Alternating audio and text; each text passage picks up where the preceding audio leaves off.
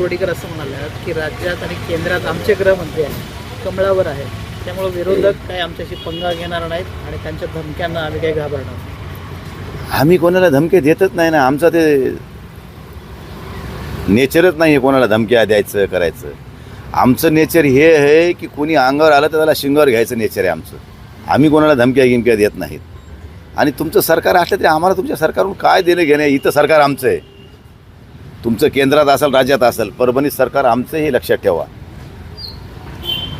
निवडणुकीच्या निमित्तानं जशा पद्धतीनं पोलीस बंदोबस्त असायला पाहिजे किंवा काय, एका घटनेमध्ये काही बंदुका वगैरे निघाल्या अशा स्वरूपाच्या चर्चा सुद्धा झाल्या.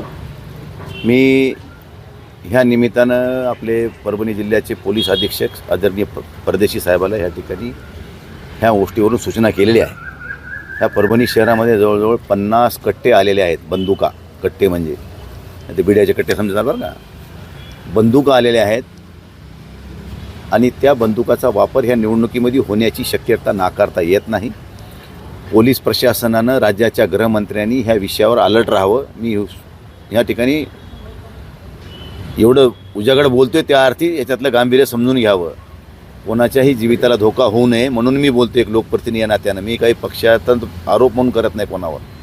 पण ह्या शहराची शांतता आणि सुव्यवस्था अबाधित राहण्यासाठी प्रशासनाने ह्याच्यावर कठोर निर्णय घ्यावे लागतील. काही ठिकाणी आधार कार्ड गोळा करून वरही नाव तेच फक्त मधले फोटो बदलण्याचे सुद्धा प्रकार मोठ्या प्रमाणात चालू आहेत. याच्याकडं सगळ्या प्रशासनानं गांभीर्यानं लक्ष द्यावं. आणि त्याचबरोबर आमच्या परभणीच्या महानगरपालिकेच्या आयुक्तांनी ह्या महानगरपालिकेच्या निवडणुकीमध्ये जे काही टेंडर दिलेत जेवणाचे, खाण्याचे, पिच्याचे, ते एवढ्या स्वस्त दरात दिलेत की मला वाटते की हे पुऱ्या देशानं लागू करावा हा कायदा. म्हणजे भारतातला नागरिक सुजलाम आणि सुफलाम आणि 2 टाईमचं खाऊन मस्त आरामशीर झोपू शकते. कारण 10 पैशामध्ये ह्या ठिकाणी हे आलूवडा देणार आहेत. 10 पैशात बापू. चहा देणार 10 पैशात. करा तुम्ही जरा. तुम्हाला टेंडर नोटीस दाखवतो जरा, थांबा थोड्या वेळात. म्हणून ही जरा ह्याची सखोल चौकशी झाली पाहिजे. ह्याच्या मागचं राज्य काय, राज काय.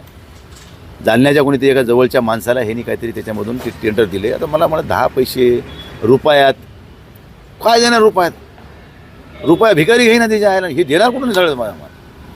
अशा परिस्थितीत हा परभणीतला सगळा बाजार का सगळ्यांनी मिळून मांडला आहे का, त्याच्यामध्ये पालकमंत्री बी सहभागी आहेत का, असं मला कधी कधी वाटतं. कारण प्रशासनाची एवढी हिंमत कशी पालकमंत्र्याच्या माघारी जाऊन एवढ्या सगळ्या गोष्टी करायची. परभणीत एवढाले कट्टे येतात म्हणल्यावर पालकमंत्र्यांनी काय करायला पाहिजे होतं. दक्षता घेऊ नये. आधार कार्डमध्ये छेडछाड होते आहे ह्याची दक्षता घेऊ नये का. ह्यांना माहितीच नाही का ह्यांचं पाठबळ आहे त्यांना. हे जरा बघणं गरजेचं आहे.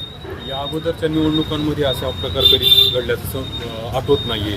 प्रशासन गंभीर नाहीये का या प्रकरणात. प्रशासन कुठंही गंभीर नाही आहे. प्रशासन वरून राजा बोलेन दल हाले. डेप्टी CM कडून फोन आला तरच प्रशासनानं हालायचं, नाही तर उगा डोळे जपून गप्प बसायचं.